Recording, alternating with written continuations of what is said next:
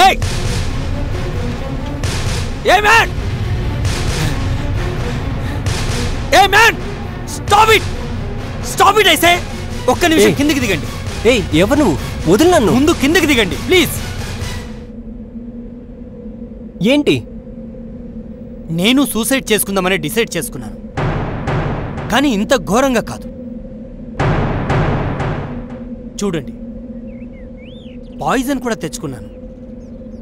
ఈ పాయిజన్ పెరగన్నంతో తీసుకుంటే ఏమాత్రం నొప్పి లేకుండా, మన బాడీలో పార్ట్స్ చెడిపోకుండా, చచ్చిపోతున్నామన్న విషయం మనకు తెలియకుండానే హాయిగా చచ్చిపోతాం. నేను ఒక ప్లేస్కి తీసుకెళ్తాను, అక్కడ ప్రశాంతంగా చచ్చిపోదాం.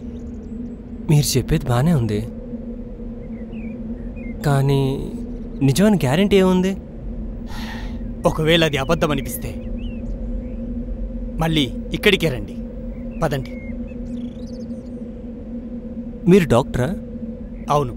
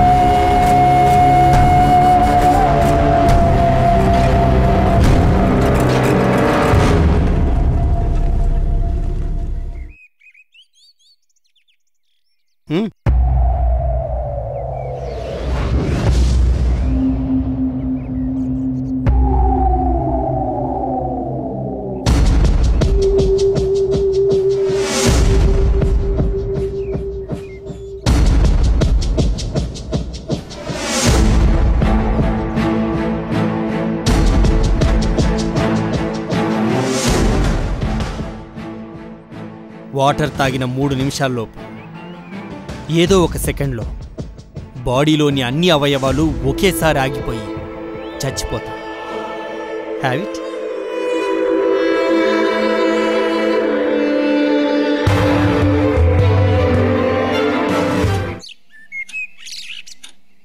ప్రాణాలు పోయేంత వరకు మాట్లాడుకుందాం. ఓకే, ఇప్పుడు చెప్పు, నువ్వెందుకు చావాలనుకుంటున్నావు? అప్పులు. డాక్టర్ డాక్టర్ ఈ పాయిజన్ వల్ల ఎలా చనిపోతారో నటించి చూపించా. చాలా కంగారు పడ్డాను. కంగారెందుకు, ఎలాగూ చస్తాం కదా. కూర్చో. ఇందాక అప్పులు అన్నావు, ఎలా అయ్యాయి?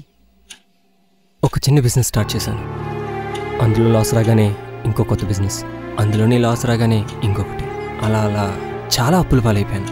ఇంకో దారి కనిపించలే, చావాలని నిర్ణయించుకున్నాను. ఏ బిజినెస్లోనైనా మొదట్లో ఎదురు దెబ్బలు తగలటం మామూలే.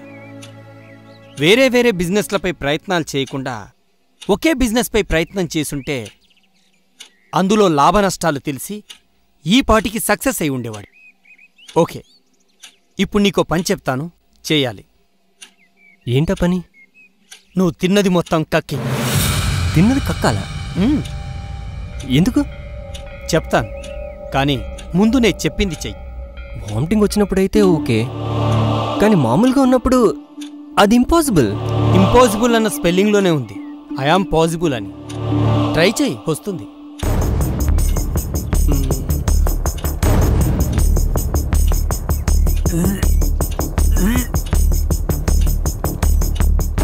రావట్లేదు సార్, నా వల్ల కాదు. రేయ్, నీలాంటి వాడు పుట్టడమే వేస్ట్, బ్రతకడం ఇంకా వేస్ట్. నువ్వు చస్తే నీ బాడీలోని అవయవాలు అమ్ముకొని నేను కొంత బాగుపడతాను. అందుకే నువ్వు తిన్న పెరుగన్నంలో మాత్రమే ఒరిజినల్ పాయిజన్ కలిపాను. డాక్టర్, నాకిప్పటికీ చావాలని ఉంది, కానీ మీ చేతుల్లో మాత్రం చావు. నా శరీరాన్ని మాత్రం మిమ్మల్ని నమ్ముకోనివ్వను.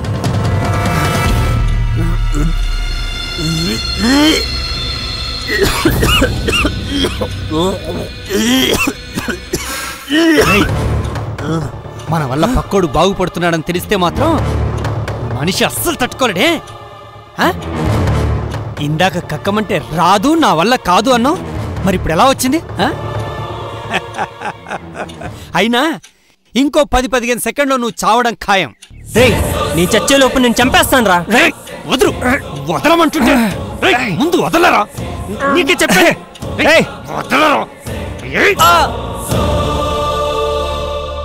నేను డాక్టర్ వరప్రసాద్ని. మీ కొడుకు సీను విషం తీసుకొని సూసైడ్ చేసుకున్నాడు. ఓకే,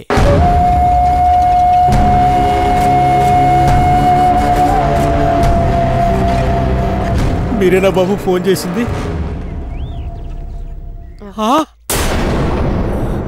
సీను,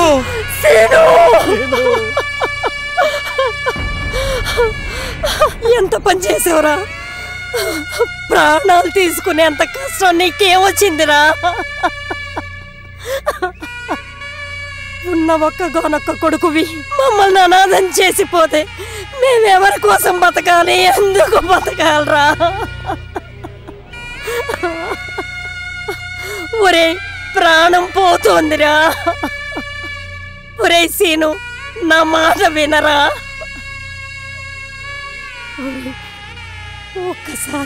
ఒక్కసారి అమ్మా అని పిలవరా? ఏడవద్దే, వాడి జన్మకి తీరని అన్యాయం చేసి వెళ్ళిపోయాడు. వాడు మనకి లేడే. నువ్వేనయ్యా నీ మాట వాడు వినలేదని తిట్టి వాడిని పొట్టన పెట్టుకున్నావు. అలా అంటావేంటే? నీలా ప్రేమ చూపిస్తే వాడు ఎక్కడ చెడిపోతాడో అన్న భయంతో కఠినంగా ఉన్నానే తప్ప వాడంటే నాకు ప్రాణం కదే.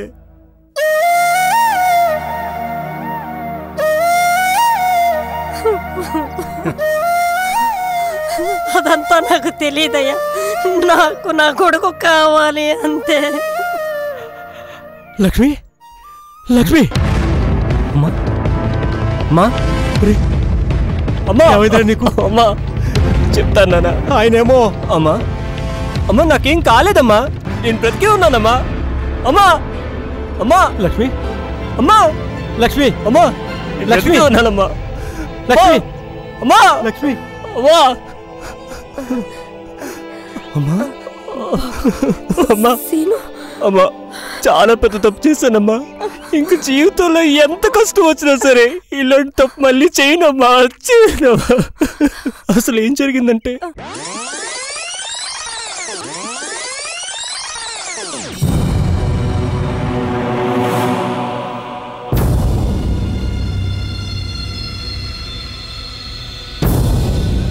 శ్రీను, ఏ శ్రీను, ఏ శ్రీను, లే. నీకు ట్విస్ట్ ఇవ్వనా? నువ్వు తిన్నది కూడా విషయం కాదు, అదో టానిక్. ఇదో డ్రామానా?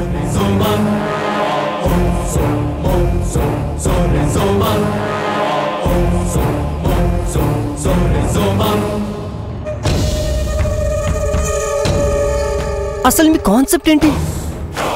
గెలవాలంటే ఏం కావాలో నీకు చూపించడానికే ఇదంతా చేశా. గెలుస్తానన్న నమ్మకం, గెలవాలన్న కసి నీలో ఉంటే దానమ్మ ఏ గెలుపైనా నీకు వంగి, నీకు లొంగి దాసోహం అవ్వాల్సింది.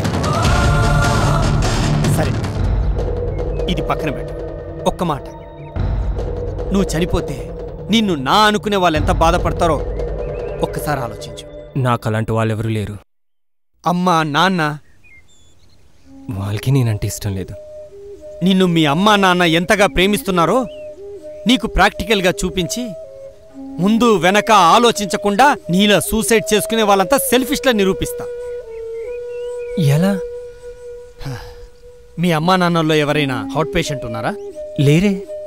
ఓకే, అయితే ఒకసారి మీ డాడీకి ఫోన్ కలిపి